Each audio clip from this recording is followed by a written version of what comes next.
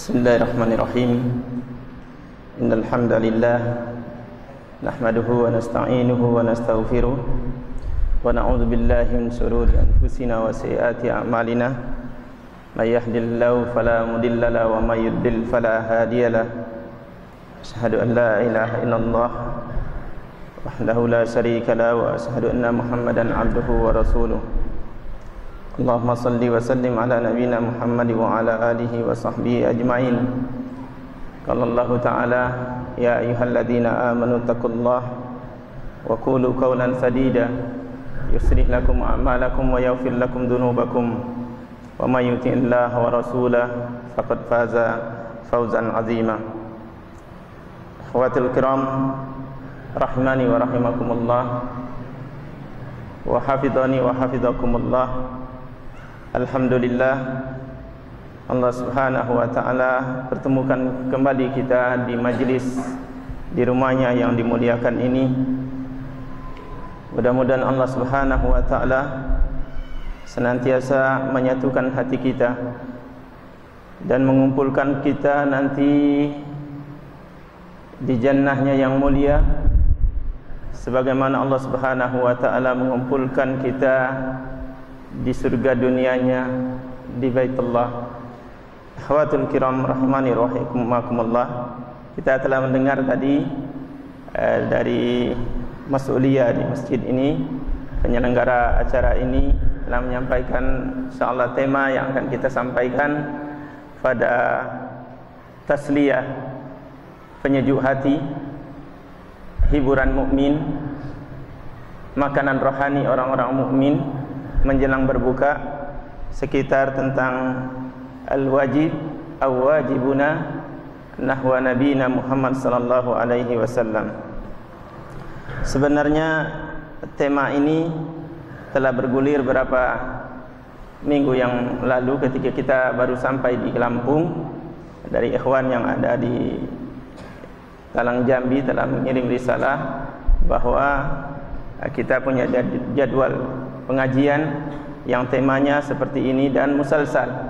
Yang pertama disampaikan tentang al-haqqullah 'alal ibad, atau kewajiban kita atau akhlak dan adab kita terhadap Allah Subhanahu wa taala. Kemudian pada hari berikutnya yang mereka rencanakan hari Jumat dan Sabtu berkenaan dengan akhlak kita kepada Nabi, kemudian akhlak kita terhadap sahabat radhiyallahu anhum dan seterusnya. Karena akhlak, berbicara terhadap akhlak secara umum cakupannya sangat luas.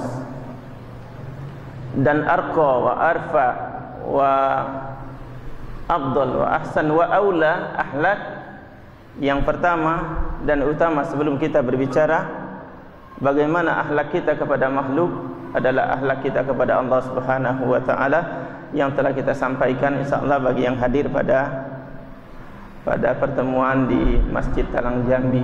Walaupun kita tidak bisa menyampaikan secara sempurna menyeluruh karena hak Allah Subhanahu wa taala azim.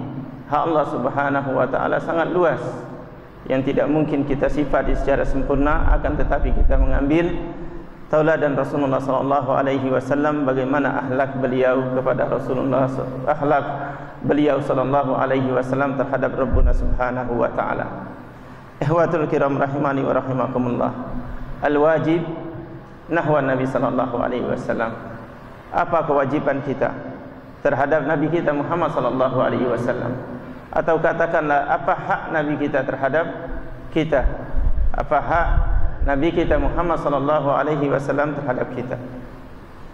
Suatu yang mesti dan harus, adalah suatu yang sangat layak untuk kita berikan kepada Rasul kita Muhammad sallallahu alaihi wasallam, adalah al-mahabbah wa ta'zim.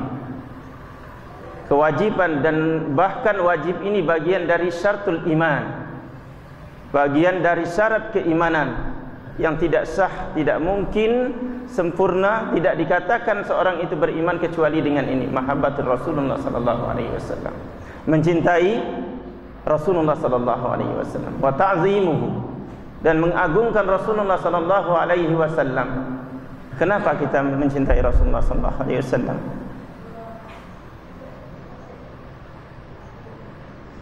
ketika Rasulullah sallallahu alaihi wasallam belum diutus, apa yang terjadi pada umat manusia? Zalam, kegelapan yang hampir tidak ada nur, tidak ada cahaya di atas permukaan bumi. Zulumat, kegelapan yang disifati oleh Rasulullah sallallahu alaihi wasallam dan oleh ahli tarikh dengan zaman jahiliyah. Jahiliyah gelap gulita, tidak ada nur, tidak ada kebenaran, tidak ada petunjuk di atas permukaan bumi. Kalaupun ada, hanya kelap-kelip sebagian dari mereka yang tersisa, yang mendapat penerangan dari risalah Musa wa Isa wa Ibrahim alaihissalam. Dan mereka hanya sifat personal dan pribadi untuk menyelamatkan diri mereka dengan risalah nubuah yang sudah sangat jauh. Manusia di atas kegelapan. Dan Rasulullah ketika itulah dilahirkan oleh Allah, dilahirkan oleh ibunya, sementara ibunya dan orang tuanya, kakeknya di dalam kegelapan. Bagaimana yang lain? Padahal mereka adalah asrafu ahli Makkah. Mereka adalah mereka yang paling mulia di antara ahli Makkah. Akan tapi mereka di dalam kegelapan. Dan hadis-hadis yang berbicara ini kita sudah sangat jelas bahwa keluarga Rasulullah sallallahu alaihi wasallam dan yang lainnya, mereka ketika itu sudah diliputi oleh kegelapan, di mana ta'zim mereka kepada Allah Subhanahu wa taala tidak bisa mereka berikan langsung kecuali melalui wasilah yang mereka sebut dengan Hubbal, dengan Lata, dengan Manat dan lainnya yang ada di sekeliling Ka'bah. Sehingga kita kenal bahwa ketika Rasulullah dilahirkan sampai diutus oleh Allah, sampai beliau hijrah ke Madinah, di Makkah Masjidil Haram dikelilingi oleh asnam, berhala, yang disebutkan di dalam sejarah tidak kurang dari 360 patung di sekeliling Ka'bah.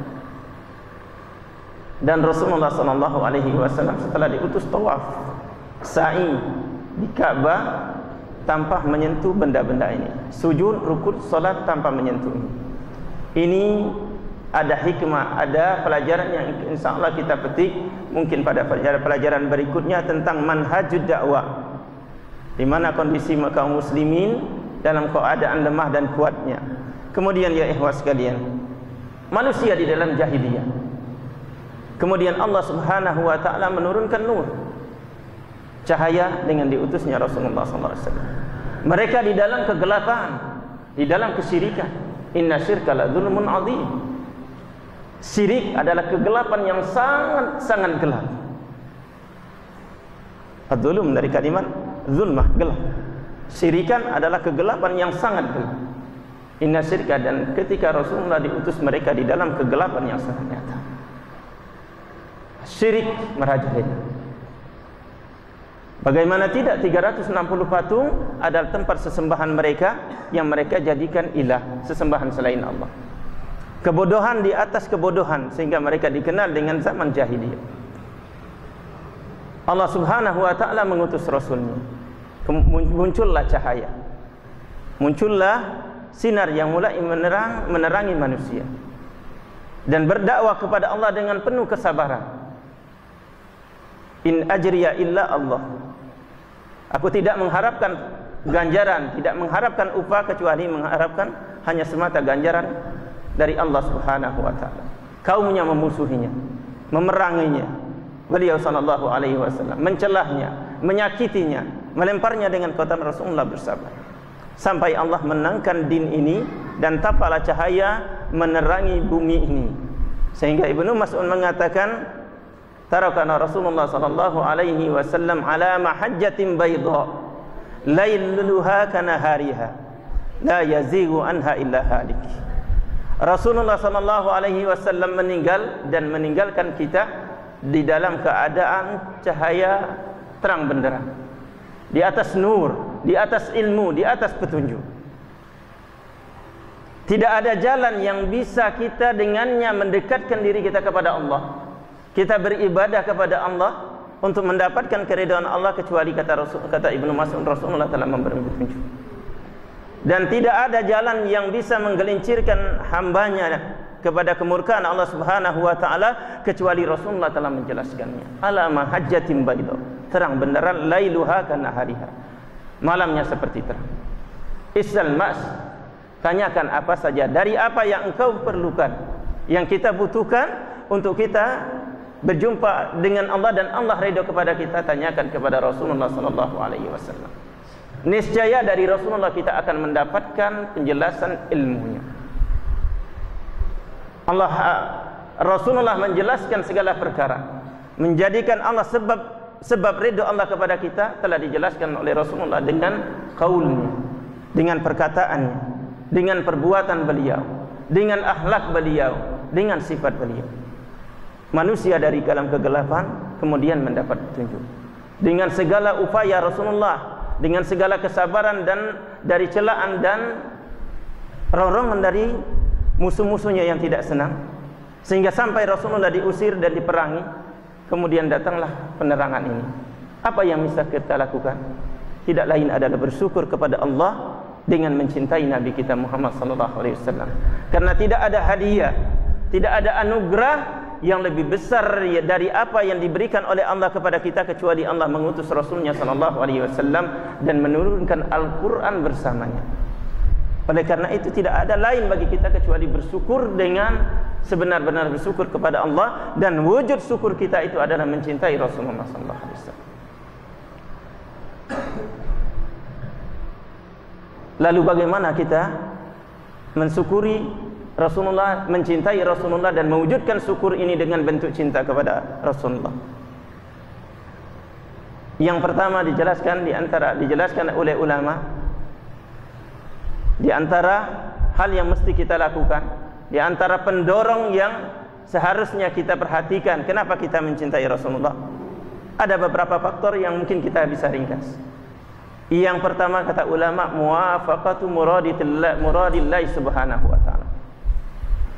Kita berjalan dengan apa yang Allah kehendaki dan Allah cintai. Allah Subhanahu wa ta'ala bersumpah di dalam ayatnya, la amruk innahum fi sakratihim ya'mahun. Allah bersumpah dengan Rasulullah sallallahu alaihi wasallam, hambanya yang dimuliakan ini menunjukkan bahwa Allah Subhanahu wa ta'ala sangat mencintai Rasulnya dan menta'zimnya. Dan kita mencintai Rasulullah di antaranya disebabkan Allah mencintainya, dan kita mencintai Rasulullah karena Allah mencintainya. Oleh karena itu Ibnu Qayyim rahimahullahu ta'ala mengatakan dalam satu kalimatnya di dalam kitabnya Jala'ul Afham, As-salati wassalami ala khairul anam. Jala'ul Afham, As-salati wassalami ala khairil anam. Kata Ibnu Qayyim,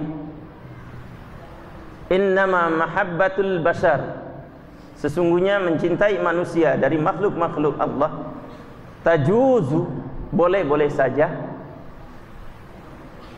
walakin taba'an bi mahabbatillahi subhanahu wa ta'ala, apabila mahabbah itu mengikuti atau disebabkan karena dia mencintai Allah atau Allah mencintai hambanya itu, maka di situ wajib kita mencintai. Kenapa kita mencintai Rasulullah? Karena Allah mencintai Rasulnya ini dan Allah mengagungkannya, maka kita wajib mengagungkannya.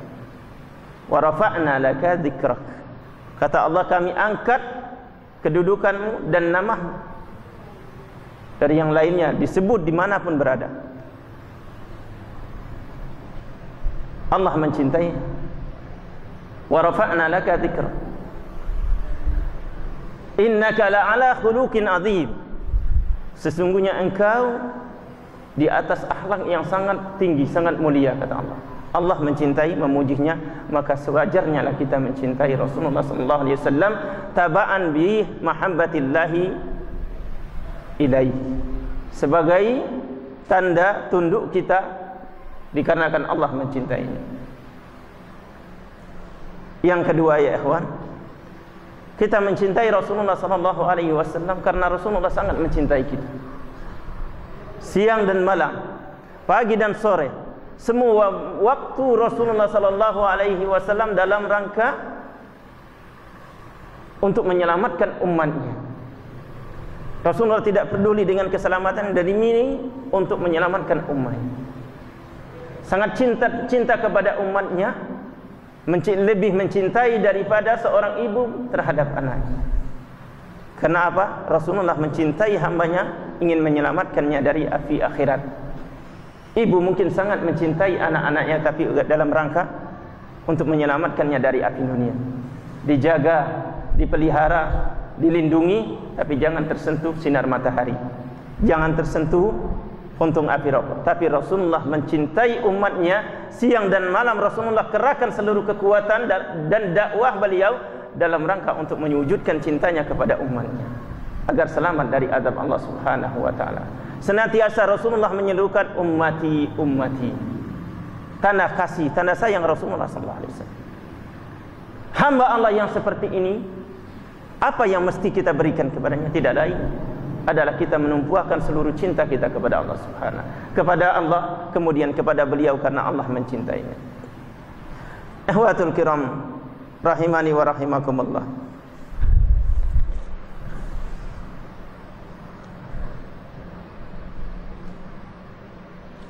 Ini adalah bawa'is aqliyah. Sudah sewajarnya kalau kita mencintai Rasulullah sallallahu alaihi wasallam disebabkan hal tadi. Akan tetapi tidak hanya sebatas itu, bahwa cinta Rasulullah sallallahu alaihi wasallam bagian dari keimanan. Bahwa cinta kepada Rasulullah sallallahu alaihi wasallam syaratun min syurutul iman, yang tidak sah iman kita kecuali mencintai Rasulullah sallallahu alaihi wasallam.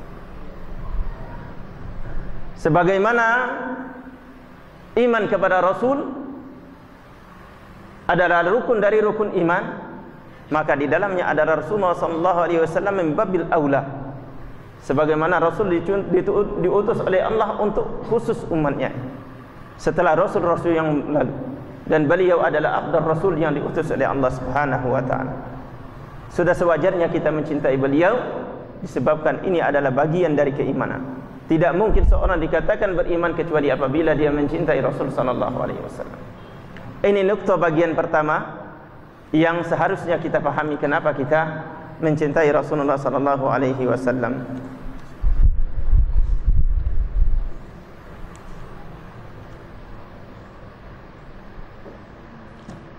Derajat cinta kepada Rasul.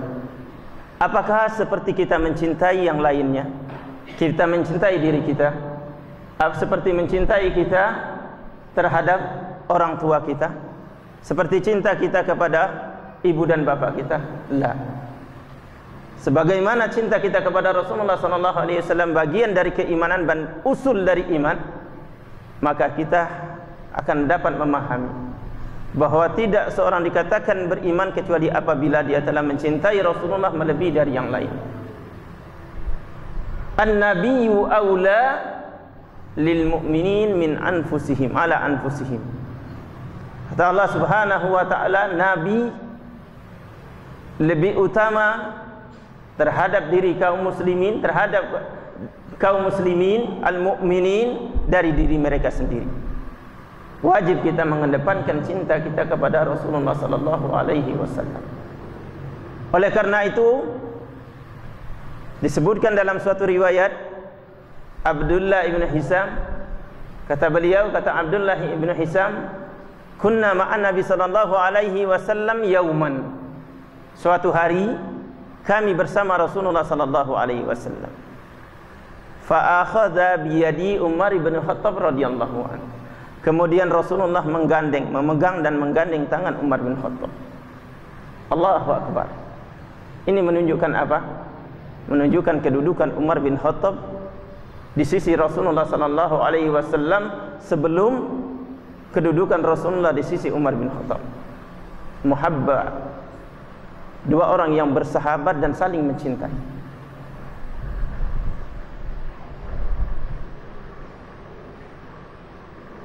Kata Abdullah ibn Hisam, Rasulullah kemudian memegang dan menggandeng tangan Umar bin Khattab. Terharu Umar bin Khattab, luar biasa. Terharu sehingga tidak bisa menahan diri, kemudian berkata, "Wallahi ya Rasulullah, wahai ya Rasulullah,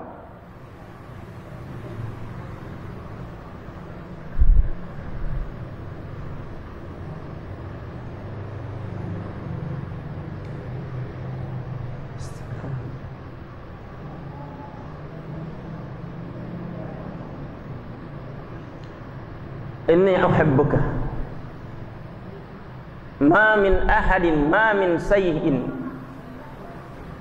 ahabbu min ghairi ba'da nafsi ya Rasulullah. Atau kama qala Umar bin Khattab, ya Rasulullah, sesungguhnya tidak ada yang di atas permukaan bumi ini apa saja melebihi cinta saya setelah diri saya, kemudian engkau ya Rasulullah. Kata Rasulullah menambah erat pegangannya kepada Umar bin Khattab, la ya Umar, belum ya Umar, walladhi nafsi biyadi la yu'minu ahadukum hatta akuna ahabba ilaihi min walidihi wa waladihi wan nasi ajma'in. Belum Umar, itu belum tandanya engkau belum mencintai aku sebagaimana yang dikehendaki oleh Allah Subhanahu wa taala dan dicintai. Kata Rasulullah sallallahu alaihi wasallam, la yu'min, tidaklah seorang itu dikatakan beriman sampai tidak sempurna keimanannya, sampai dia menjadikan aku lebih dia cintai dari dirinya, dari ibu bapaknya, dan dari anak-anaknya, bahkan dari seluruh manusia. Qala Umar bin Khattab, wallahi ya Rasulullah, fa innahu al-an takuna anta ahabba ilayya min nafsi. Sekarang ya Rasulullah, sekarang tidak ada lagi kecintaan saya terhadap sesuatu melebihi cintaku kepadamu, termasuk diriku. Qala Umar, faqala Rasulullah sallallahu alaihi wasallam, fal'an ya Umar, sekarang inilah wujud keimanan yang sesungguhnya. Yakni al-an nataqta bimaujibatil iman, arabta wa nataqta bimaujibil iman, sebagaimana yang disebutkan oleh Ibnu Hajar Al-Asqalani di dalam kitabnya Fathul Bari dalam mensarah hadis ini. Artinya sekarang engkau telah mengilmui dan telah mengucapkannya dengan lisan, karena kita tidak mungkin mengatakan cinta kepada Rasulullah kecuali apabila diwujudkan dengan 3 komponen: cinta kita dengan hati kita, cinta kita dengan lisan kita, dan cinta kita dengan jawarih. Dan Umar telah terpatri dalam hatinya cinta kepada Rasulullah, kemudian diucapkan dengan lisan dan dibuktikan dengan jawarih, dengan tindakan. Fal'an, sebagaimana Al-Hafiz mengatakan, al-an yani arafta, engkau sekarang telah mengerti bahwa cinta kepada Rasulullah adalah usul min usul iman. Wa nataqta, dan engkau telah mewujudkannya juga dengan lisan. Ini sahabat radhiyallahu anhu dalam mewujudkan cintanya kepada Rasulullah sallallahu alaihi wasallam.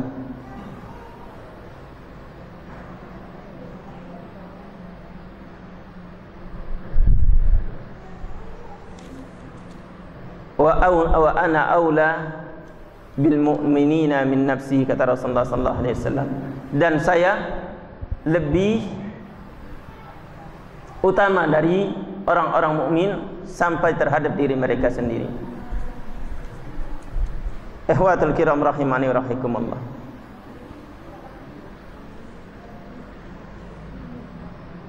Mahabbatu Rasulullah sallallahu alaihi wasallam, kecintaan kita kepada Rasulullah sallallahu alaihi wasallam disebutkan oleh Ibnu Rajab Al-Hambali radhiyallahu rahimallahu taala. Beliau mengatakan cinta kepada Rasulullah sallallahu alaihi wasallam yanqasimu ila qisman atau ila qismain. Ya, khawatirnya saya menyampaikan bahasa Arab, ada ustaz nanti datang koreksi mendadak, ini repot gitu. Yani kata Ibnu Rajab rahimallahu taala, mahabbatur Rasul sallallahu alaihi wasallam yanqasimu ila qismain, terbagi menjadi 2 bagian. Mahabbatul fard wa mahabbatul fadl. Mahabbah kepada Rasulullah dan wujudnya, hukumnya adalah wajib. Kapan itu? Mahabbah ini adalah statusnya wajib bagi setiap muslim terhadap Rasulullah sallallahu alaihi wasallam. Kata Ibnu Rajab rahimallahu taala, wa hiya al-mahabbatul lati taqtadi qabulu ma jaa bihi Rasulullah sallallahu alaihi wasallam.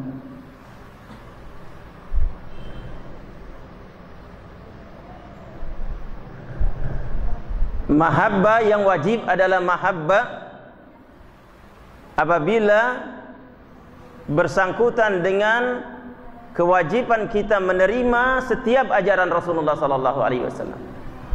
Apabila datang amru minallah, tidak ada pilihan bagi seorang mukmin kecuali mengatakan sami'na wa ata'na. Ini wajib, fard. Ini hukumnya wajib pada setiap muslim yang mengatakan cinta kepada Rasulullah. Wa ma kana lil mu'minin wala mu'minatin idza qadallahu wa rasuluhu amran ay yakuna lahumul khiyaru min amrihim. Tidak layak, tidak pantas, tidak berakhlak, tidak beradab seorang mukmin apabila datang perintah Allah, perintah Rasul, larangan Allah, larangan Rasul, kemudian dia mengatakan tunggu, mungkin ada pilihan lain yang lebih layak, yang sesuai dengan zaman, sesuai dengan waktu, sesuai dengan mode, sesuai perkembangan dengan reformasi dan seterusnya. Mukmin tidak. Qala Allah Subhanahu wa taala mengatakan sami'na wa ata'na. Wa qala Rasulullah sallallahu alaihi wasallam, mereka mengatakan sami'na wa ata'na. Tidak ada pilihan lain. Tidak mungkin mereka memilih dan mengedepankan cinta mereka kepada Rasulullah melebihi cinta mereka kepada yang lain. Wujud dari cinta yang sesungguhnya ini adalah qabul maja'a bihi sallallahu alaihi wasallam tanpa menimbang-nimbang dengan kepentingan lain. Apabila datang perintah Allah, datang perintah Rasul, larangan Allah, mereka mengatakan sami'na wa ata'na, wujud dari keimanan. Karena wujud dari keimanan cinta kepada Rasulullah adalah spontanitas taat kepada ajarannya, baik itu larangan dan Rasul. Seorang mengatakan saya cinta fulan, saya cinta Allah, saya cinta Rasul. Datang perintah Allah, tunggu dulu. Ana mashghul, masih sibuk. Subhanallah. Cinta kepada Allah, cinta Rasul, Allahu Akbar, Allahu Akbar. Hayya 'alas shalah, hayya 'alal falah, dia memang sibuk. Ini dimarah mudir, ini urusan gaji saya dipotong dan subhanallah. Dan lain sebagainya, bahkan tidur pun bisa mengalahkan. Mengaku cinta kepada Allah, cinta kepada Rasul. Allahu Akbar. Sesungguhnya apabila datang panggilan hayya 'alas shalah, hayya 'alal falah, mari kita mendirikan salat. Siapa yang menyeru? Allah menyeru kita untuk mendirikan salat sebagai wujud cinta kita kepada Allah dan Rasulnya. Dan Rasul yang telah mendiktekan azan ini kepada Abdullah ibn Zaid dan Bilal agar ini menjadi seruan ibadah untuk mendatangi ibadah yang lebih afdal. Azan ibadah, dan ibadah seruan ini ibadah azan. Untuk apa? Untuk mengajak ke ibadah yang lebih afdal, yakni salat. Allahu Akbar. Hayya 'alas shalah, hayya 'alal falah. Mari datangi salat, dirikan salat, dan mari menggapai kemenangan dengan salat. Dia mengatakan annahum khairum minas shalah. Tarik selimut dan teruskan salat. Teruskan tidurnya. Salat nanti. Ini apa yang terjadi sesungguhnya? Hakikat sesungguhnya mereka ini artinya lebih mencintai hawa nafsunya daripada mencintai Allah dan Rasulnya. Seorang yang mencintai betul kepada Allah dan Rasulnya, melupakan capek, melupakan penat, melupakan kurang tidur apabila datang kewajiban yang harus dia laksanakan untuk Allah dan Rasulnya. Ya'sil ila wa yajhaduhul jahid wa hadha fil qiyasi sani'u. Mereka mengaku mereka memaksiati Allah dan melanggar larangannya. Ini sangatnya. Sementara mereka mengatakan cinta kepada Allah dan Rasulnya. In kana hubbuka haqqan fattaba'tahu fa innal muhibba liman yuhibbu muti'u. Sesungguhnya apabila engkau benar mencintai Allah dan mencintai Rasulnya, engkau fa'ata'tahu, niscaya engkau akan mentaati apapun keadaan. Kita akan melihat bagaimana bentuk cinta sahabat kepada Rasulullah. Tidak peduli dalam keadaan duka, dalam keadaan miskin, dalam keadaan susah, datang seruan Allah dan Rasulnya, mereka mengatakan segala apa yang mesti mereka berikan untuk Allah dan Rasulnya. In kana hubbuka sahihan la ata'tahu fa innal muhibba liman yuhibbu muti. Kalau benar cintamu kepada Allah dan Rasul benar, sungguh-sungguh benar, tidak main-main, tidak ada hanya sedar canda, niscaya engkau mentaatinya. Sesungguhnya orang mencinta terhadap orang yang dicintainya akan taat. Maka disebut dengan usa, kasmaran, lupa segalanya. Orang tua dilawan disebabkan hanya cinta kepada makhluk. Mestinya cinta kita kepada Allah dan Rasul lebih dari itu. Hawatul kiram rahimani rahimakumullah. Ini bagian pertama. Adalah cinta, bagian pertama adalah cinta yang berwujud fardu. Yani apabila berkaitan dengan datangnya perintah Allah, perintah Rasul, di sini wajib kita. Di sini cinta kita dengan wujudkan ketaatan kepadanya adalah hukumnya wajib dan tidak bisa ditawar. Termasuk kita wajib juga mencintai perintah ini karena Allah memerintahnya, Rasul juga memerintahkannya, wajib kita mencintai. Kenapa kita mencintai salat? Karena Allah dan Rasulnya memerintah dan saya mencintainya. Ini hukum mencintai salat, mencintai puasa, mencintai ibadah haji, hukumnya adalah wajib dan tidak bisa ditawar. Apabila sampai terbalik membencinya, walau dia solat, apa hukumnya? Seorang membenci solat, solat ini menyusahkan saya, naudzubillah min dzalik. Saya sudah tidak enak aja karena hidup di ini dalam rangka untuk menjalin rasa kemasyarakatan, ya sebagai semacam gitulah. Apa hukumnya seperti ini? Walaupun dia solat, hukumnya kafir, kufur ya. Naudzubillah min dzalik. Dan ini terjadi dan ada. Mereka solat, tapi katanya saya solat dalam rangka untuk apa? Seremoni saja, semacam untuk alat bermasyarakat. Bukan bagian dari ibadah dan bukan bagian karena taat kepada Allah dan Rasulnya. Lihat masyarakatnya solat, dia solat dalam rangka untuk menjalin sosialisme gitu. Na'udzubillah min dzalik. Akan tapi seorang mukmin yang sungguhnya wajib dia mencintai Rasul dan mencintai apa yang Allah turunkan kepada Rasulullah sallallahu alaihi wasallam dari syariatnya. Ini qat'i dan ini tidak bisa ditawar. Seorang mengatakan cinta kepada Rasul wajib mencintai ajarnya. Maka seorang mukmin apabila datang perintah Allah dan Rasul mengatakan sami'na wa ata'na. Wala yakun khair, tidak ada pilihan yang lain. Sahabat radhiyallahu anhu, kisah-kisah yang sangat heroik ya. Bagaimana wujud cinta sahabat kepada Rasulullah sallallahu alaihi wasallam dengan mau diwujudkan dalam bentuk cinta kepada syariat. Ketika datang seorang dari Madinah, kemudian sampai ke Masjid Quba, sementara kaum muslimin sedang sholat subuh. Dari jauh-jauh saking tidak lagi sabar menahan rasa gembira untuk menyampaikan pesan Rasul kepada sahabat yang sedang sholat di Masjid Quba.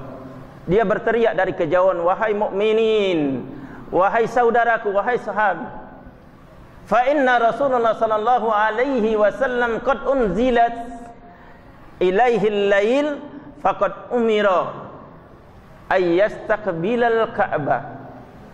Sesungguhnya Rasulullah sallallahu alaihi wasallam telah diturunkan kepada beliau ayat yang memerintahkan untuk mengalihkan arah kiblat dari Masjidil Aqsa ke Masjidil Haram Ka'bah. Apa yang terjadi pada sahabat? Ini kan salat subuh cuma 2 rakaat, tunggu dulu. Selesai salat subuh nanti salat zuhur kita baru menghadap kiblat. Susah, ini jamaah bagaimana mutar? Enggak. Langsung muter. Imam makmum semuanya muter dan menghadap kiblat. Fala yakuna lahum khiyar. Tidak pilih, tidak tunggu-tunggu. Sami'na wa ata'na. Suatu hari Rasulullah bersama sahabatnya dalam safar dan salat di padang pasir. Dan mereka semua memakai khuf, memakai ni'al, memakai sendal mereka, tidak dilepas salat. Di antara sunnah dari sunnah salat, kita dibolehkan untuk salat memakai sendal. Ditanya Anas bin Malik, hal shalla Rasulullah sallallahu alaihi wasallam fi ni'alihi? Apakah pernah engkau melihat Rasulullah salat dengan memakai sendal? Qala Anas, na'am ra'aituhu. Atau kama qala radhiyallahu. Benar, saya melihat Rasulullah salat dengan memakai sendal. apalagi di tanah lapang. Beliau salat bersama sahabatnya. Di tengah-tengah salat Rasulullah lepas sendal kiri kanan dan ditaruh di sebelah kirinya. Sahabat radhiyallahu di belakang tidak menanya, tidak menunggu mungkin ada apa, tidak, langsung lepas sendal kanan kiri ditaruh. Setelah selesai Rasulullah, lima fa'altum hadza, kenapa kalian melepas sendal-sendal kalian? Ya Rasulullah, ra'aituka khala'ta na'laik fa khala'na ni'alina. Kami melihat engkau di tengah salat melepas sendalmu, lalu kami juga lepaskan sendal.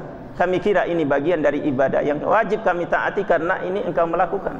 Karena engkau mengatakan sallu kama ra'aitumuni usalli.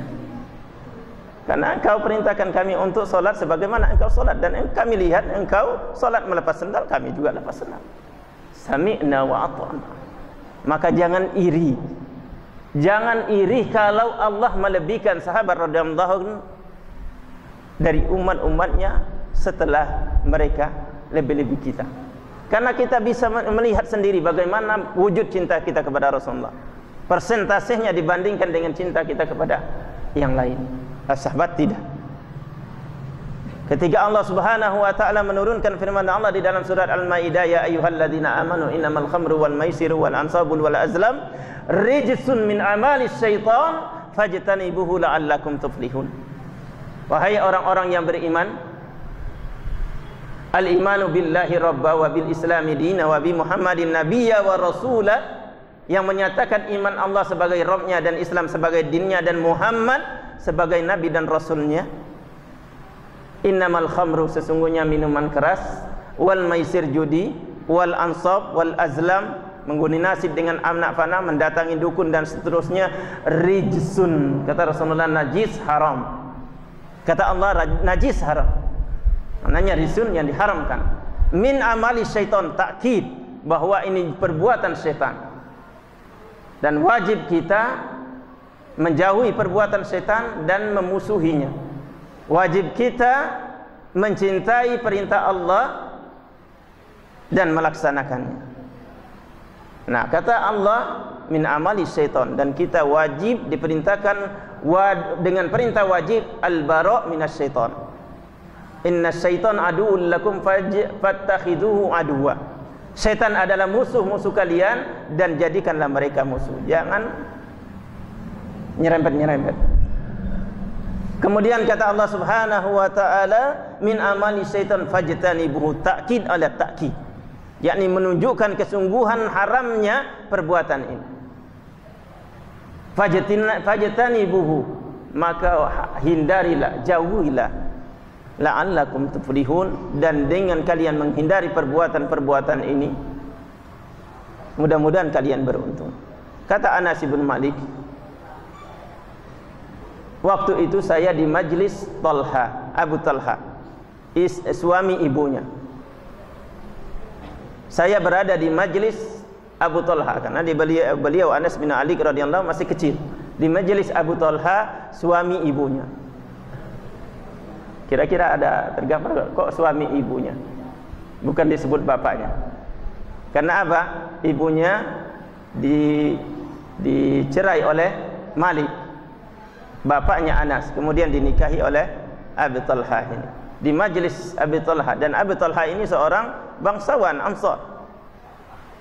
Dan waktu itu khamr, minuman keras, belum diharamkan. Di antara kehormatan untuk hidangan para tamu adalah khamr, minuman keras.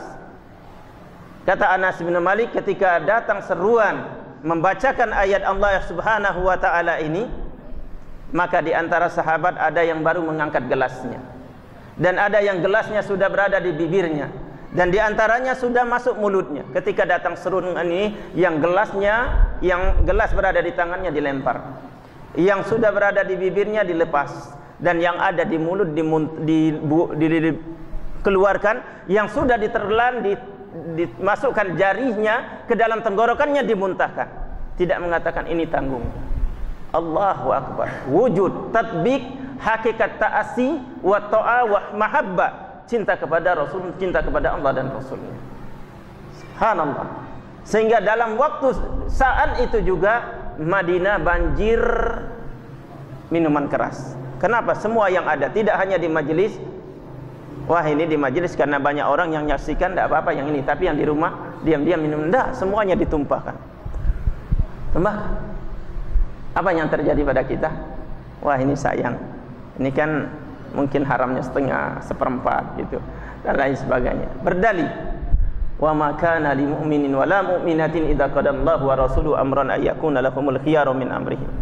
Tidak layak, bukanlah suatu adab yang baik, akhlak yang hasanah apabila datang perintah Allah dan Rasulnya kemudian mengatakan mukmin, tunggu dulu, ini sayang, wah ini masih ada harganya, mudah-mudahan masih bisa dijual dan lain sebagainya. Nah, sami'na wa ata'na. Ini wujud cinta para sahabat radhiyallahu anhu. Ikhwatul kiram rahimani wa rahimakumullah.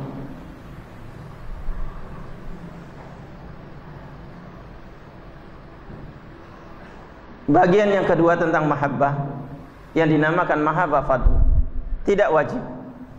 Tapi apabila seorang yang mendapatkan derajat ini maka dia lebih utama dari yang lainnya. Mencintai sunnah Rasulullah wajib, menerima sunnah Rasulullah apabila ada datang dari Rasulullah sallallahu alaihi wasallam dan atau perintahnya atau larangannya, wajib kita menerimanya. Dan wajib mencintai ini. Tidak mencintai kemudian karoha, menerima tapi benci. Ini sifat munafikin.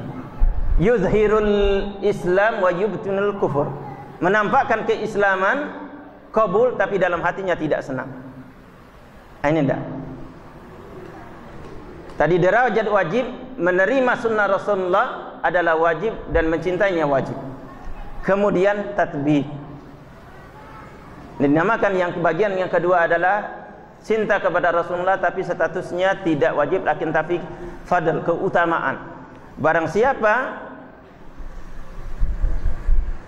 bisa melaksanakan cinta ini maka dia lebih utama dari saudara yang lain. Yakni kata ulama di antaranya al-mahabbah taqtadi husnut ta'assi.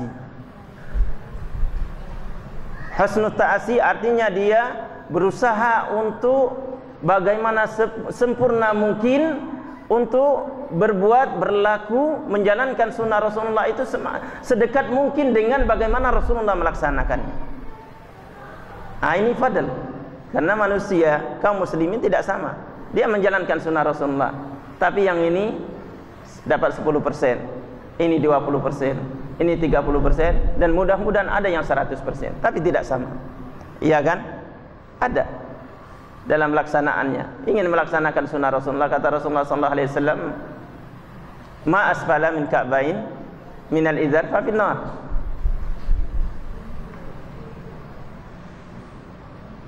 Bagian dari celana atau sarung yang berada di bawah mata kaki itu bagiannya adalah api neraka. Kemudian dia setiap waktu digulung gitu, masih sayang motongnya gitu. Nah, yang ini tidak langsung potong gitu. Bedakan tahapannya. Demikian juga yang seterusnya gitu ya. Lihatlah kita ukur cinta kita kepada Rasulullah. Bagaimana cintanya sahabat Ibnu Umar sampai ketika kalau umrah atau haji dia mengingat-ingat kira-kira telapak kaki Rasulullah dari Madinah sampai ke Mekah yang mana ya? Jalan Rasulullah. Kalau Rasulullah berhenti satu tempat dia ingat, oh di situ Rasulullah pernah, dia berhenti di situ. Rasulullah salat 2 rakaat, dia rakaat. Berupaya untuk maksimal mungkin. Walaupun yang seperti ini bukan dari suatu yang diharuskan, tapi saking cintanya manusia tafawud dalam ta'assi, dalam mewujudkan kesempurnaan pelaksanaannya terhadap sunnah Rasulullah SAW. Dan ini adalah keutamaan. Barang siapa yang cara pelaksanaannya, itibaknya kepada sunnah semakin dekat kepada Rasulullah SAW, semakin dia punya keutamaan dari yang lainnya. Wa hadza fadlullah yu'tihi may yasha. Dan ini adalah keutamaan yang diberikan Allah kepada hamba-hambanya. Fastabiqul khairat. Ini adalah bab fastabiqul khairat utama. Nah, ikhwan sekalian, ini yang pertama, qabul ma amara bihi Rasulullah sallallahu alaihi wasallam. Bagian yang pertama dari yang harus kita lakukan adalah kita wajib menerima apa yang diperintahkan Rasulullah sallallahu alaihi wasallam, wajtina bima naha anhu wa zajar. dan juga wajib menjauhi apa yang dilarang oleh Rasulullah sallallahu alaihi wasallam. Sebagaimana telah kita lihat bagaimana perilaku, adab, akhlak sahabat radhiyallahu an terhadap Rasulullah. Akhlak ali jiddan, kata orang sana, sangat tinggi, sehingga tidak ada satu pun yang dicintai Rasulullah mereka berlomba untuk mendapatkannya, dan tidak ada sesuatu yang tidak disenangi Rasulullah sallallahu alaihi wasallam mereka menjauhinya.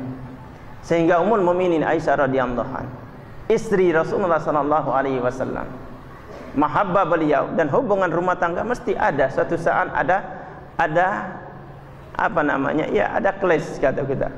Ada terjadi konflik terkadang. Begitu juga Rasulullah dan sahabat. Suatu hari Rasulullah sallallahu alaihi wasallam mengatakan kepada Ummul Mukminin,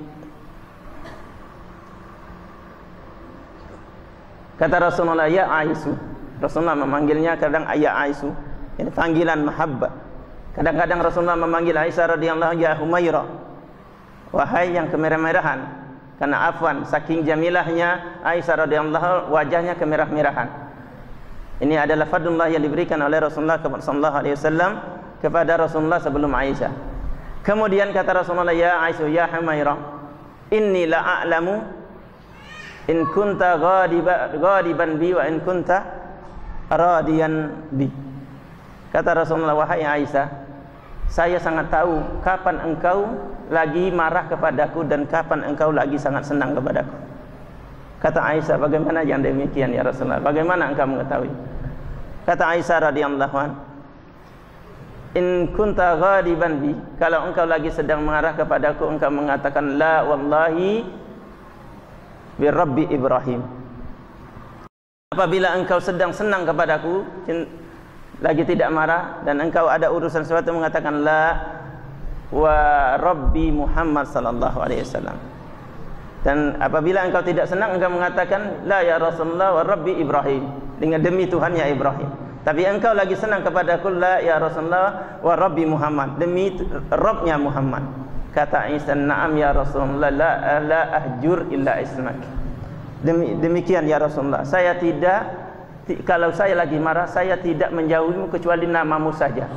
Namamu saja, tapi dirimu ya Rasulullah, semuanya Rasulullah adalah terpatri cinta di dalam hatiku. Tidak akan mungkin aku berpisah darimu kecuali hanya namamu saja. Kalau saya lagi tidak senang, saya cuma menjauhi namamu. Saya sebut nama Ibrahim dan tidak sebut nama Muhammad. Allahu Akbar. Wujud cinta sahabi radhiyallahu dan cinta sahabiah dan istri-istri Rasulullah sallallahu alaihi wasallam. Kemudian ya ikhwah sekalian, mahabbah kepada Rasulullah sallallahu alaihi wasallam, cinta Rasulullah kepada Rasulullah yang wajib adalah cerminan dari makna syahadatul Rasul. Cinta kepada Rasulullah sallallahu alaihi wasallam yang bagian yang pertama yang disebut oleh Ibnu Rajab yang dinamakan mahabbatul wajib adalah cerminan dari penafsiran kalimat tauhidur Rasul. Karena kita tahu, pernah kita pelajari, kita dengar dari penjelasan dari Ustaz bahwa tauhid terbagi dua, syahadat terbagi dua, syahadatut tauhid dan syahadatul rasul. Syahadatul tauhid telah insyaallah telah sering kita mendengarnya, dan syahadatul rasul demikian juga, tapi ini bagian dari makna ini. Mahabbatur rasul, mencintai Rasulullah yang hukumnya wajib, bagian dari cermin dari penafsiran makna syahadatul rasul, mencintai Rasul sallallahu alaihi wasallam. Syahadatul tauhid adalah kita bersaksi bahwa tiada yang berhak disembah melainkan Allah Subhanahu wa taala. Adapun syahadatul rasul maknanya adalah apa? Ta'atuhu fima amar. Wajib mentaatinya dan menerima setiap yang diajarkan oleh Rasulullah sallallahu alaihi wasallam tanpa menunda. Wajib. Ini wajib mencintai dan melaksanakan ajaran Rasulullah sallallahu alaihi wasallam dan menjauhi larangannya. Bagian yang pertama dan telah kita sampaikan dan contohnya. Yang kedua, dari makna syahadatul rasul adalah tasdiquhu fima akhbar. Wajib kita membenarkan apa yang datang dari Rasulullah sallallahu alaihi wasallam, wajib, yang tidak bisa ditawar. Datang berita dari Rasulullah sallallahu alaihi wasallam.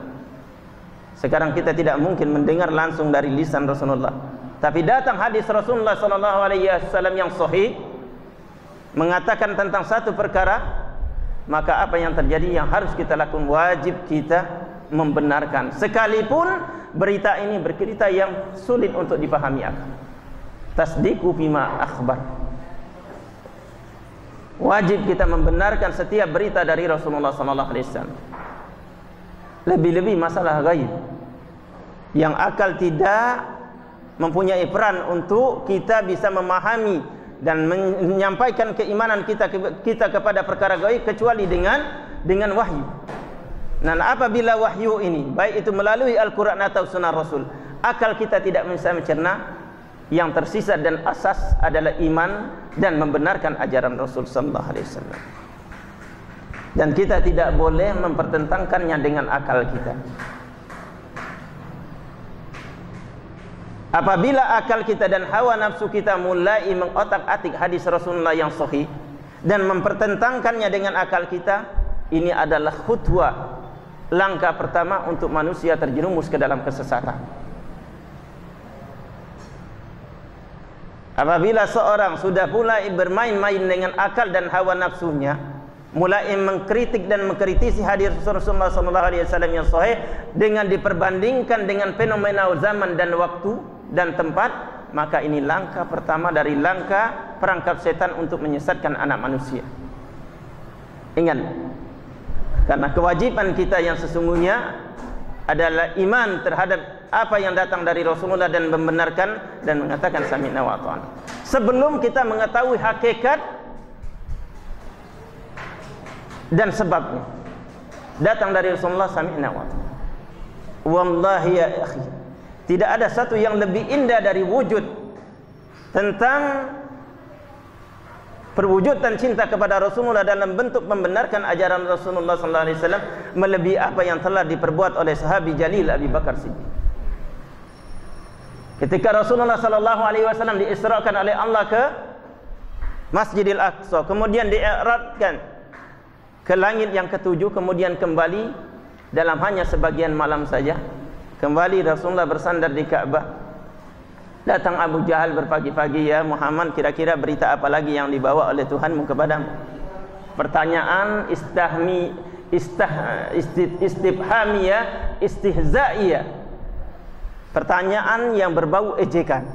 Kira-kira Tuhanmu membawa berita apa lagi ya Muhammad? Abu Jahal sama teman-temannya.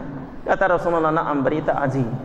Sungguh Rasulullah Subhanahu wa taala, saya membawa berita yang sangat agung, sangat hebat. Ada apa, kata Abu Jahal? Kemudian Rasulullah SAW ceritakan tentang perjalanan Isra dan Mi'raj yang hanya sebagian malam dan diturunkan perintah salat. Ini menunjukkan keagungan salat, karena semua wahyu syariat yang Allah turunkan kepada Nabi Muhammad SAW melalui perantaraan malaikat Jibril. Wahyu diturunkan Al-Quran. Tapi solat Allah Subhanahu wa taala langsung mengangkat nabinya ke langit yang ketujuh, dapatlah perintah solat ini. Solat yang agung. Kemudian datang hayya 'alas shalah, hayya 'alal falah, dia katakan tunggu sebentar, naum, kemudian matahari terbit. Allah Subhanahu wa taala demikian mengagungkan solat dan Rasulnya demikian mengagungkan solat. Kemudian ketika kita ini mengaku umatnya mencintai Rasulullah SAW, datang perintah solat, katanya nanti Allah menurunkan solat dengan langsung kepada Rasulnya, diangkat, tidak melalui pentara seperti solat ibadah-ibadah yang lain.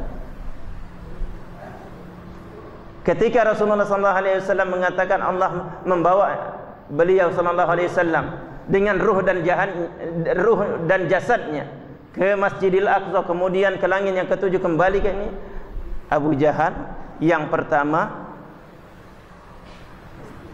yang kufur terhadap berita ini. Karena dia dasarnya memang kufur terhadap apa yang datang dari Rasulullah. Kemudian Abu Jahal katanya, nah sekarang ketahuan bohongnya Muhammad sallallahu alaihi wasallam. Katanya ini betul-betul bohong, suatu mustahil. Saya ini ahli dalam perdagangan dan safar ke negeri Sam, Palestina dan seterusnya. Tahu Masjidil Aqsa. Perjalanan tidak cukup 2 bulan pulang pergi.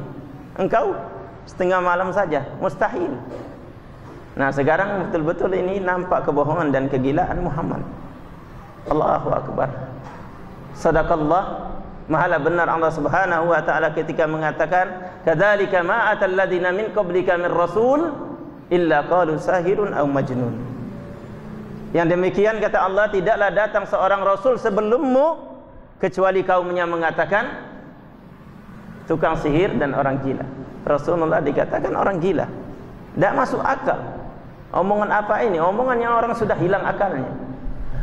Allahu Akbar. Rasulullah menyerahkan urusannya kepada Allah. Umat Islam goncang. Apalagi yang baru masuk Islam ada yang langsung murtad. Ngapain saya mengikuti orang gila? Membenarkan perkataan Abu Jahal. Goncang umat Islam. Yang sudah lama masuk Islam mulai ragu. Suatu yang sangat sulit untuk dipahami. Kendaraan apa? Sekalipun ada kendaraan, mana mungkin bisa naik ke langit? Mustahil. Goncang umat Islam. Di antara mereka yang langsung ada murtad, keluar dari Islam, dan ada yang lainnya ragu, ada yang lainnya tawakuf, tidak bisa berbuat, tidak bisa menolak, dan tidak bisa menerima. Bingung. Hanya satu lagi benteng pertahanan, yang kalau benteng pertahanan ini tembus, sudah kemenangan ada di tangan Abu Jahal. Bawa rombongannya ke rumah Abu Bakar Siddiq. Allahu Akbar. Ketok pintu, muncul Abu Bakar radhiyallahu anhu. Abu Bakar, kata Abu Jahal, saatnya sekarang engkau mengerti kenapa kami menolak Muhammad sallallahu alaihi wasallam. Saatnya. Ada apa, kata Abu Bakar? Tenang, Abu Bakar rajul sangat tenang. Nih Muhammad mengatakan tadi malam habis sholat isya, waktu malam, masuk malam pergi ke Masjidil Aqsa, pergi ke langit, kemudian dapat perintah sholat, balik lagi sebelum waktu subuh. Apa iya, kata Abu Bakar? Iya, seperti itu. Kan gila kan Muhammad? Benar Muhammad mengatakan?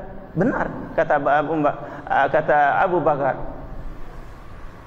Lau kana al-akhbar atau kama qala radhiyallahu anhu, seandainya berita lebih dari ini, la sadaqtuhu, niscaya aku akan membenarkannya.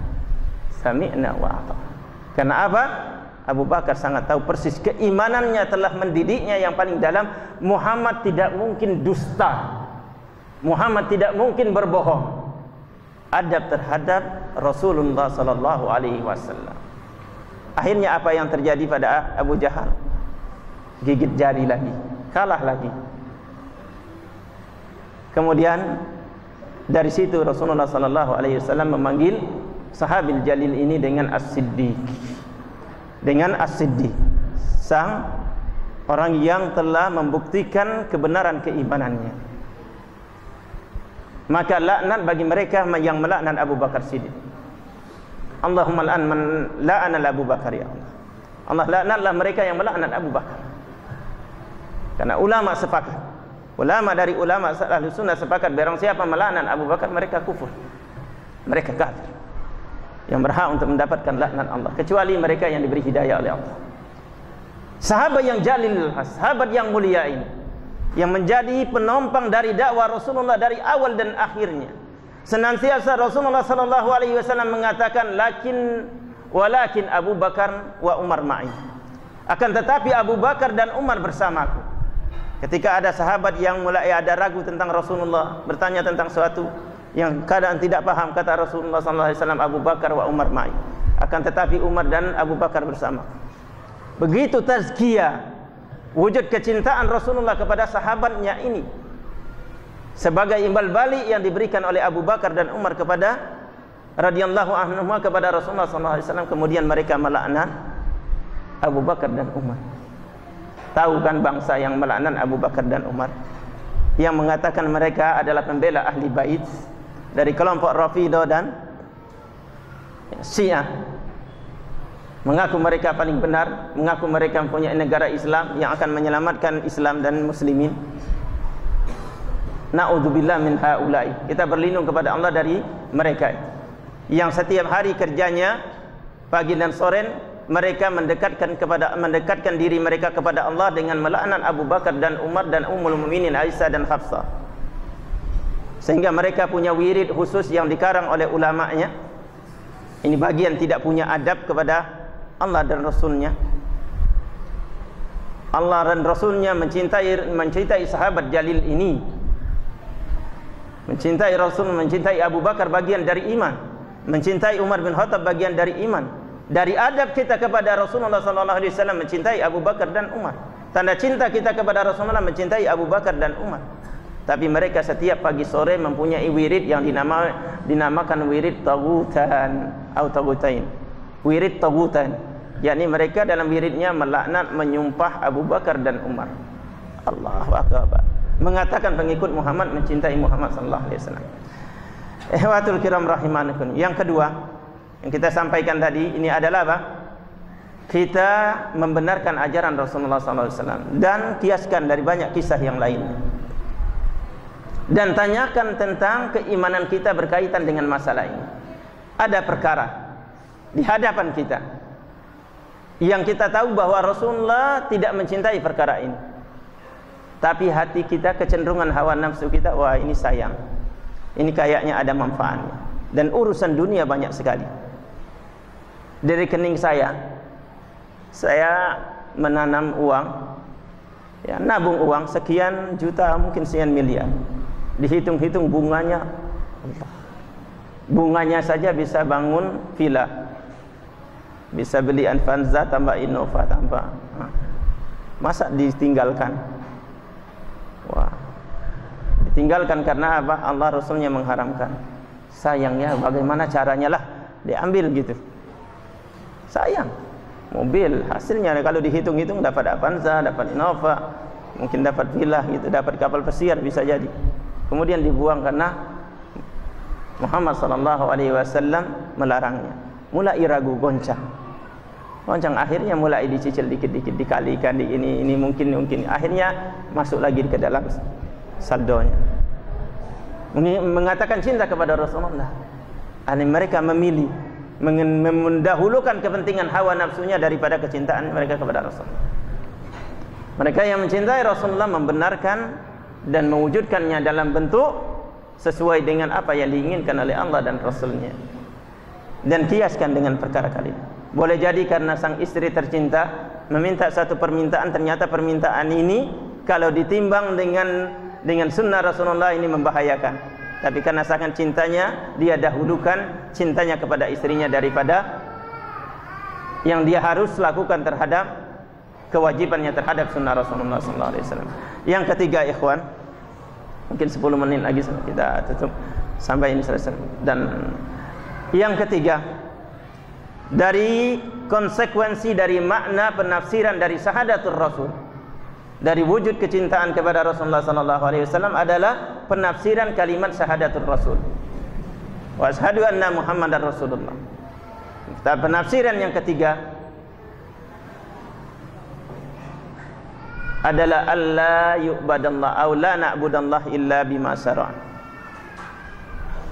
Dari wujud cinta dan adab kita terhadap Rasulullah, kita tidak melaksanakan apapun dari bentuk ibadah kecuali apabila ibadah itu ada tuntunannya dari Rasulullah.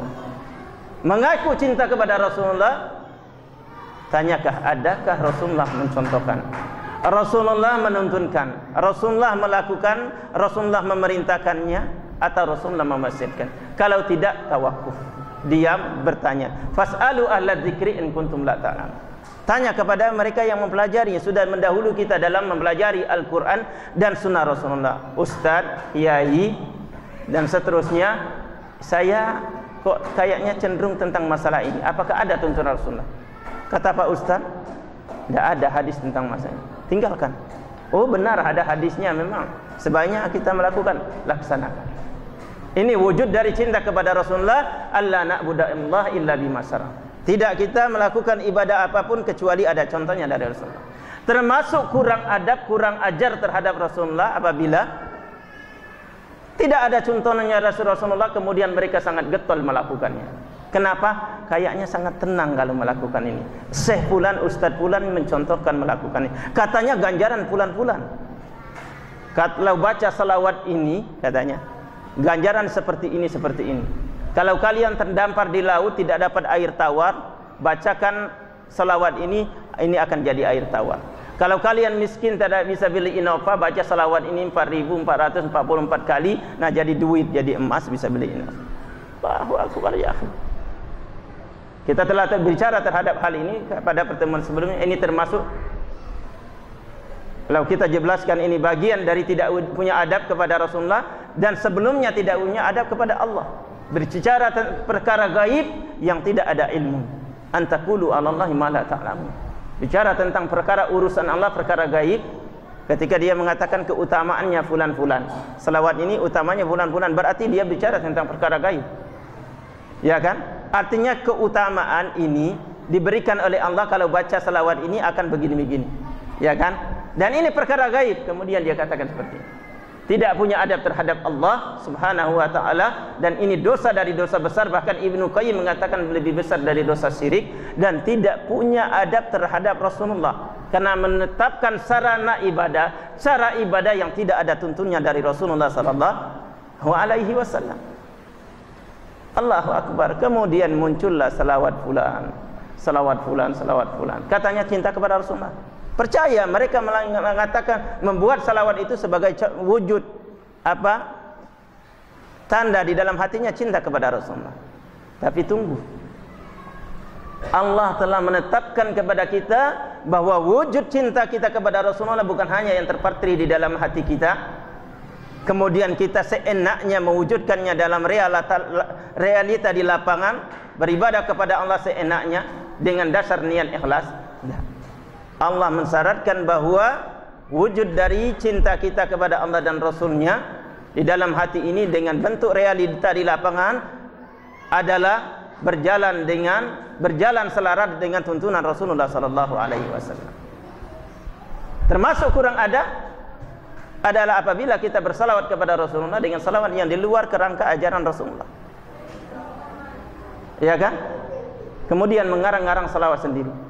Salawat ibadah atau tidak? Ibadah. Ibadah yang sangat agung. Syafaat yang diberikan oleh Allah kepada orang yang salawat kepada Rasulullah luar biasa. Ibadah dari ibadah. Kemudian ibadah ini tidak mungkin bisa terwujud bentuknya kecuali dengan contoh Rasulullah SAW. Karena Allah telah mensyaratkan. Oleh karena itu ketika turun firman Allah Subhanahu wa taala, innallaha wa malaikatahu yusalluna 'alan nabi. Allah Subhanahu wa ta'ala Al-Khaliq, Al-Mudabbir, Al-Murabbi, Ar-Razik terhadap makhluknya bersama malaikatnya yang ada di langit bersalawat kepada Rasulullah sallallahu alaihi wasallam.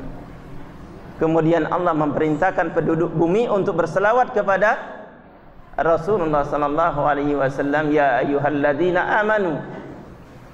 amanu billahi rabba wa bil islami dina wa bi muhammadin nabiyya wa rasula sallu alaihi wasallimu taslima. Bersalawatlah kalian kepada Rasul sallallahu alaihi wasallam.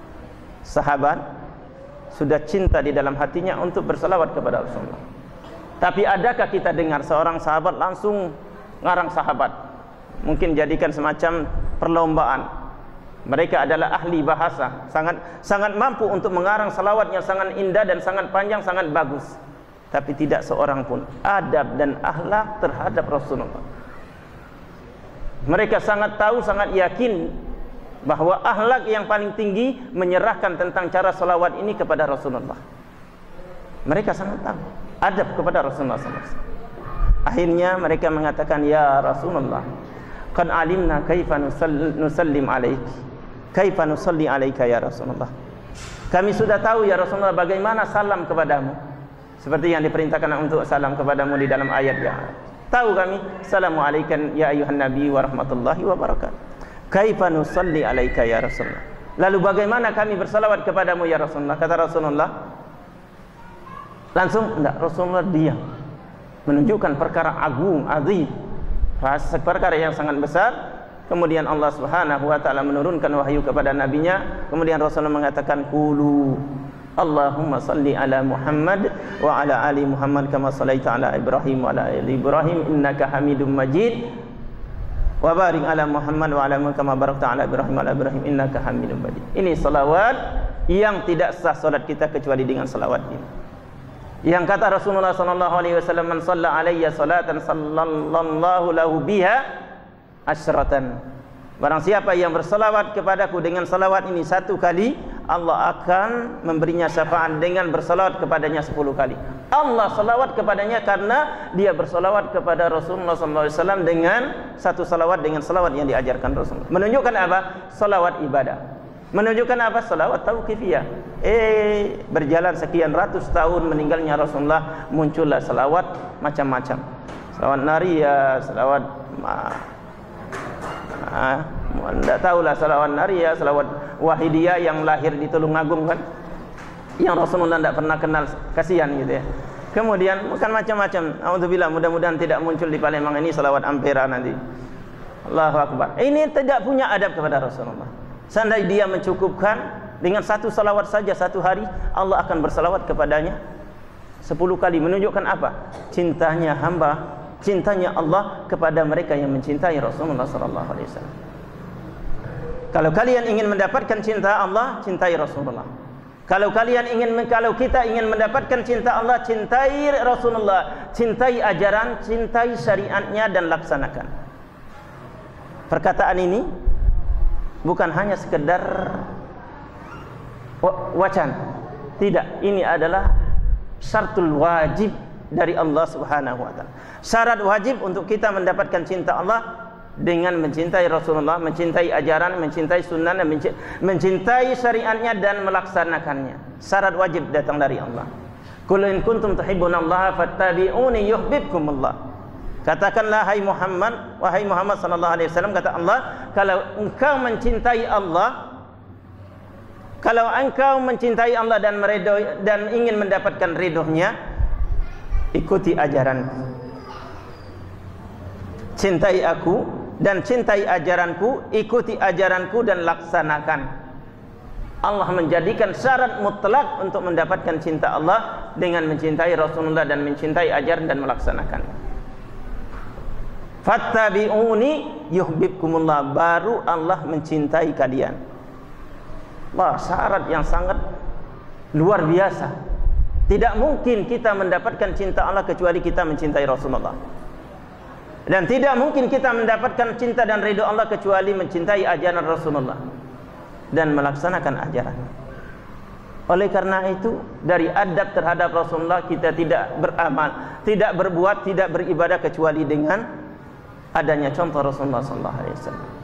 Oleh karena itu Rasulullah SAW mengatakan, man ahdatsa fi amrina hadza ma laysa minhu fahuwa raddud. Barang siapa membuat-buat di dalam perkara kami ini, dalam urusan din, dalam urusan ibadah, akidah, yang tidak ada contohnya dari kami, maka mardud, tertolak. Membuat perkara baru, tidak bisa membuat perkara baru karena kurang pintar, belum punya titel, belum sampai kepada insinyur sehingga bisa mengatakan hadis, belum bisa membuat ajaran baru. Kata Rasulullah, man amila amalan laisa alaihi amruna fahuwa raddud.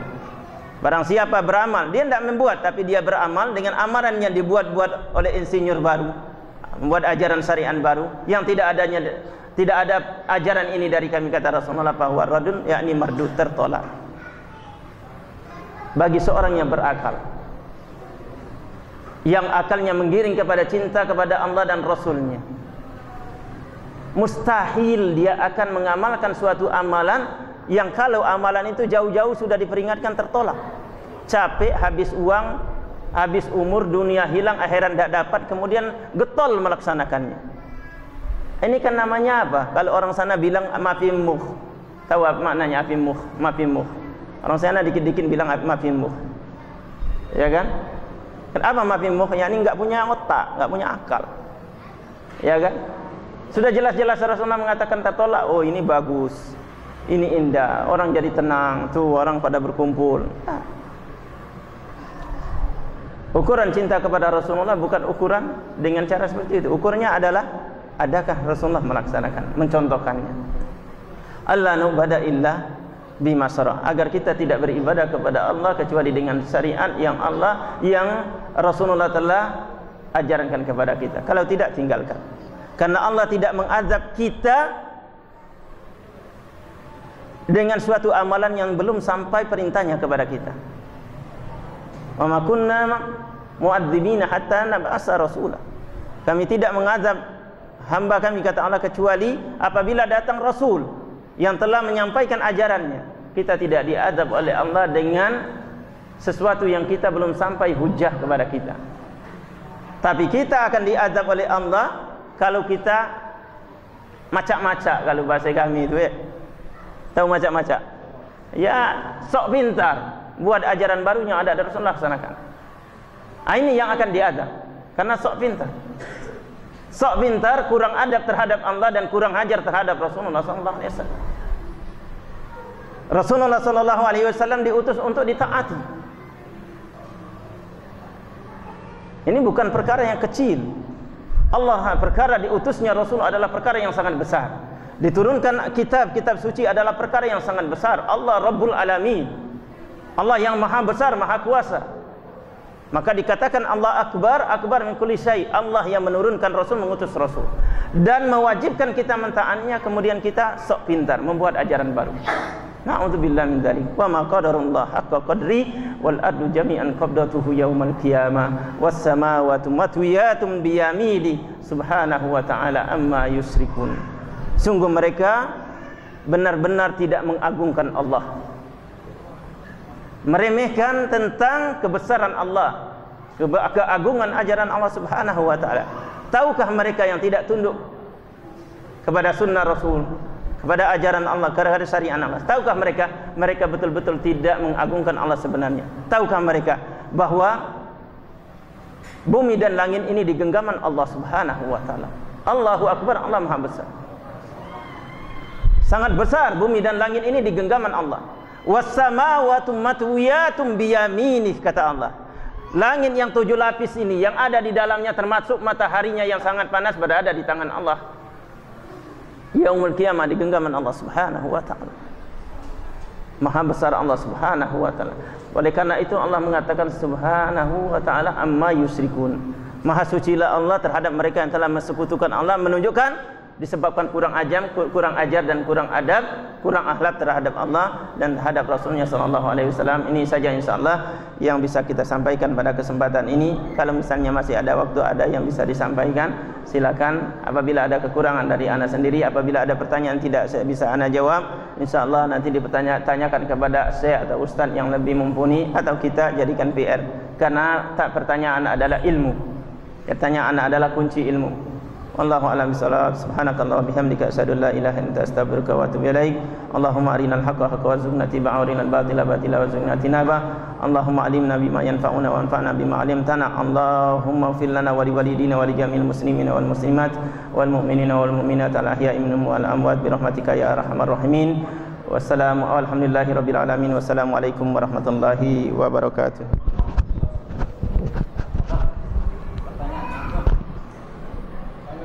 Nah, ini masalah sholat. Kan sering terjadi sholat berjamaah, kemudian datang masbuk. Sholat berjamaah datang masbuk. Nah, kemudian yang pertama tadi selesai, ada yang datang lagi, imam ke masbuk ini. Bagaimana itu? Sah tidak? Ya, kalau dia memang baru pertama datang dan belum mulai sholat, silakan sah. Dia menjadi imam, menjadi makmum dari mereka yang sudah, salah satu yang sudah sholat ini. Tidak apa-apa, sah, boleh gitu. Boleh.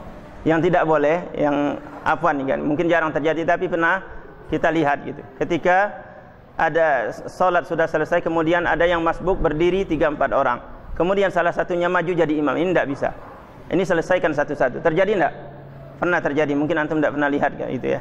Tapi pernah terjadi. Nah ini tidak dasar. Mereka teruskan salat sendiri. Paham kan? Bisa membedakan antara dua hal yang disebutkan tadi.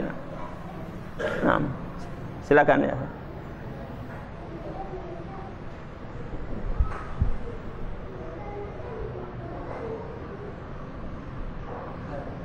Nah. Kalau masalah permasalahan amalan-amalan yang baru tadi, misalnya di dalam suatu masyarakat kita mempertanyakan amalan tersebut kepada yang dianggap tahu, yang dianggap kiai di situ. Tapi kiai tersebut juga mengamal amalan-amalan baru. Yang tadi selalu alami 2019 bangun.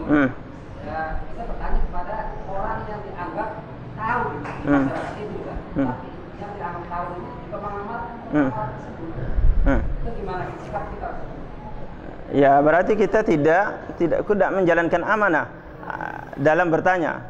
Karena kita akan mendapatkan jawaban seperti yang ada padanya. Tanyakan mereka yang mengerti sunnah.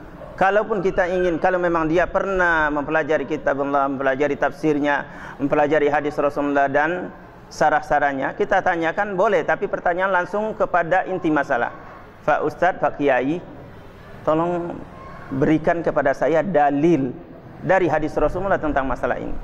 Jangan bilang menurut pendapat Ustadz ini benar tak? Oh benar, ini bagus. Coba lihat orang pada berkumpul. Akan jawabannya. Tapi kau tolong Ustadz, di mana dalilnya, di dalam kitab apa? Kalau memang Ustadz hafal, tolong saya catat gitu. Langsung kepada inti masalah. Tidak apa-apa kalau sampai gitu, karena dia punya dasar tentang masalah ini. Tapi kalau kita mengatakan menurut pendapat Kiai, mendapat Ustadz, jawabannya akan menyakitkan kita. Nah, jadi kita dalam bertanya harus punya uslub, punya metode. Dalam bertanya harus punya cara gitu. Jangan sampai nanti pertanyaan kita itu menguntungkan musuh. Apalagi pertanyaan di depan umum, dia akan berbicara panjang lebar menjelaskan, oh ini bagus dikiaskan, ini kini, cobalah lihat di sini. Ini akan terjadi. Jadi hati-hati kalau kita bertanya apabila di depan orang awam. Boleh jadi jawaban ini akan menjadi senjata mereka untuk kebidaan mereka.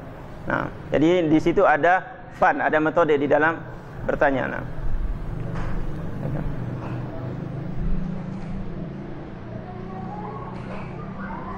Mana Ustaz?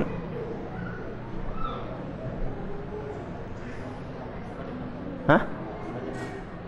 Sampai jam 6? Tapi bagi asar dekat lagi, masih 10 menit kalau ada yang disampaikan. Sarankan ya. Masalah zakat fitrah itu diberikan kepada saudara kandung, diperbolehkan Ustaz? Zakat fitrah dan zakat harta secara umum itu boleh diberikan kepada siapa saja apabila dia masuk dalam kategori yang disebutkan oleh Allah di dalam firman-Nya dalam surat At-Taubah ayat 60 atau 65? 60 ya. Innamas shadaqatu lil fuqara wal masakin wal amilina 'alaiha wa kamil ya ikhwan, mu'allafati qulubuhum 4, wa fir riqab 5, wal gharimin 6, kamil ya bagi 2, wa fis sabilillah wa ibnis sabil. Ada 8 asnaf, 8 golongan yang berhak untuk menerima zakat ini. Kata Allah Subhanahu wa taala, faridatan minallah, dan ini wajib datang dari Allah. Jangan dibuat-buat yang lain. Bangun madrasah diambil dari zakat. Nah, ini berarti dia keluar dari faridah, kurang adab terhadap Allah. Ya kan? Faridatan minallah wallahu alimun hakim, kata Allah, dan Allah sangat hakim. Oleh karena itu kita lihat barometer di sini bukan masalah kerabat tidak kerabat, barometer di sini. Apabila orang ini berhak termasuk dalam kategori ini, dia berhak untuk mendapat zakat, kecuali apabila yang bersangkutan tahta wa anta ta'uluhu, kata ulama, yang engkau menafkahinya. Apabila dia di bawah nafkahmu, maka dia tidak berhak untuk mendapatkan zakat darimu. Ya, yang utamanya adalah anak, istri, orang tua, saudara. Apabila tinggal di rumahmu, makan, minum dan biaya kehidupannya darimu, tidak berhak mendapat zakat darimu. Tapi kalau saudara kandung tinggal di tempat fulan, kehidupannya sangat yang memprihatinkan, makan pagi sore bingung. Nah, yang ini aula, kata Rasulullah, al-aqrabin aula bil ma'ruf, kata Allah Subhanahu wa taala. Mereka keluarga dekat lebih utama untuk mendapatkan kebaikan dari kita, di antaranya zakat. Nah, ini lebih berhak untuk mendapatkan zakat kita dari yang lainnya. Artinya kenapa lebih berhak? Kalau kita mendapatkan dua yang berhak menerima zakat dari orang miskin. Satunya saudara kandung kita, satunya orang jauh, tidak ada hubungan. Kondisinya sama. Nah, saudara kandung lebih berhak untuk mendapatkan zakat kita dari yang lain. Ini perlu. Ulul qurba aula bil ma'ruf, kata Allah Subhanahu wa taala. Kerabat dekat lebih utama untuk mendapatkan kemakrufan dari kita. Oleh karena itu, apabila misalnya tidak punya kita badan yang bisa menyalurkan zakat yang bisa kita percaya betul sampai kepada yang berhak, maka kita lihat siapa yang lebih berhak. Lihatlah saudara kita paman bibi kita. Kemudian berikut akrab al-akrab, yang lebih dekat lebih dekat. Mereka lebih berhak untuk mendapatkan dan menikmati, merasakan harta yang Allah berikan kepada kita yang ada lebihnya ini dari yang lain sebelum atau sebelum yang lainnya. Nah, ini yang pertama. Yang kedua, asar pengaruhnya luar biasa. Karena orang yang memberi biasanya akan ditaati. Mereka kalau kita ajak dakwai, walaupun dia tidak langsung menerima, dia tidak akan berkata keras kepadamu. Berbeda dengan kalau dia tahu, mendengarkan kamu aja. Orang lain kamu beri, saya tidak diberi. Ya, paling tidak mulai katanya. Tapi ini cantik. Bahkan jadikan ini, niatkan bahwa apa yang kita berikan kepada karib kerabat dari sedekah dan sebagainya bagian dari sarana dakwah. Karena kita diperintahkan oleh Allah Subhanahu wa taala di dalam hal ini mendakwah yang terdekat dan terdekat. Wa anzir ashiratakal aqrabin, kata Allah. Beri peringatanlah untuk orang-orang terdekatmu sebelum yang lainnya. Ya kan? Nah, ini bagian dari dakwah, bagian untuk ta'liful qulub, mendekatkan hati mereka kepada Allah dan mudah mendengarkan dakwah kita. Qu anfusakum wa ahlikum nar. Dekat ahli kerabat dekat lebih utama untuk diselamatkan dari neraka sebelum yang lainnya. Nah, jangan kita sampai jauh-jauh ya, khurud jauh-jauh, anak istri solat ndak, anak istri ndak solat di rumah, anak main dadu nyabung ayam. Dia jauhlah katanya cari akhirat, cari iman. Ini namanya terhadap kurang adab terhadap Allah dan Rasul. Na'udzubillah min dzalik. Wallahu a'lam bishawab. Yang lain silakan ya. Yang mau ditanyakan masih sekitar silakan Ustaz. Menggunakan harta. Apakah harta tidak bergerak seperti rumah atau kendaraan itu dijadikan dasar perhitungan untuk menggunakan harta?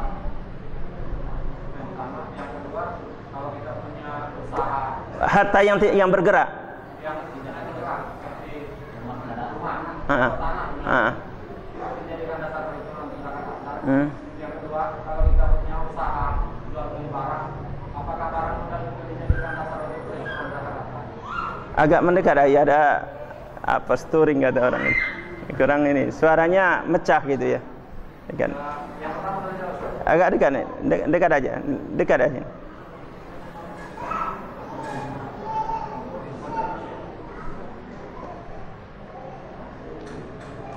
yang pertama, Sudah jelas. yang kedua, tentang barang modal. Kalau kita punya usaha jual beli barang, barang modal itu dijadikan dasar perhitungan menggunakan harta. Oh, yang pertama ya kawan, harta itu terbagi dua. Ada yang dinamakan di dalam istilah fikih al-aqar.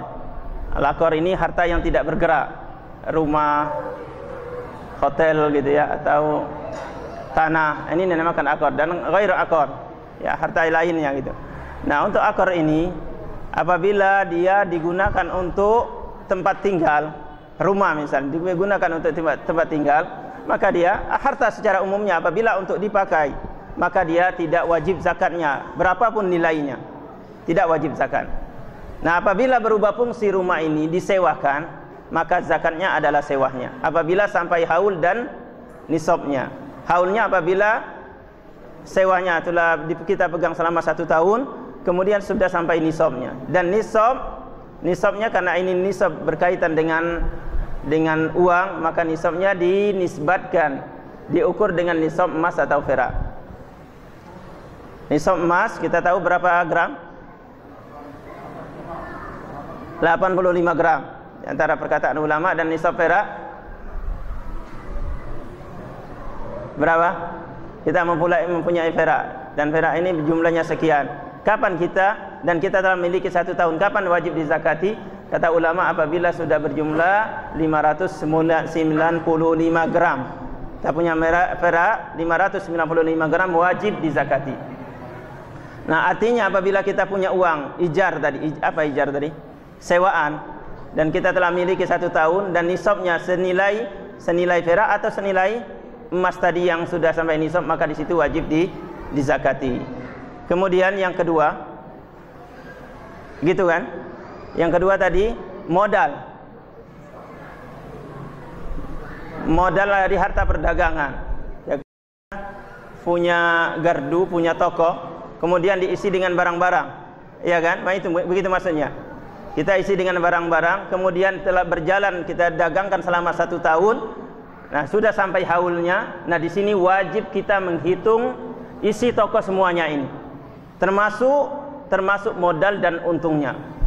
Modal dan untungnya semuanya dihitung, termasuk barang-barangnya ini. Kemudian apabila nisabnya sebanding dengan nisab emas atau perak, maka wajib dizakati. 2,5% dari apa yang ada.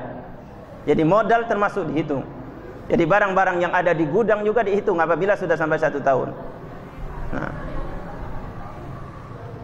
kalau hitung-hitungnya saja, untungnya saja ternyata katanya tidak sampai gitu. Nah, semuanya gitu. Nah.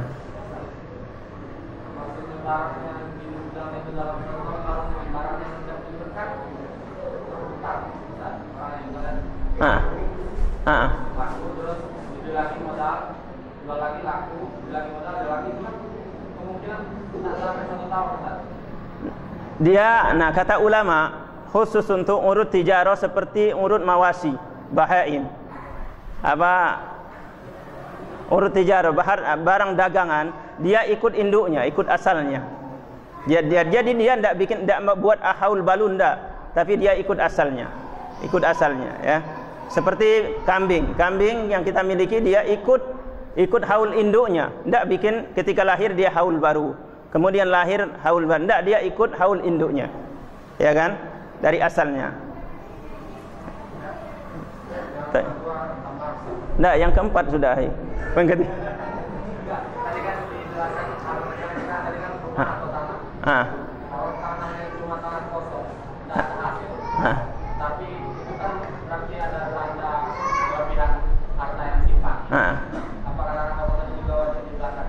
Ya itu tadi, kalau tanah kosong itu tidak dimaksudkan untuk investasi, dia tidak ditanam dan tidak diinvestasikan gitu.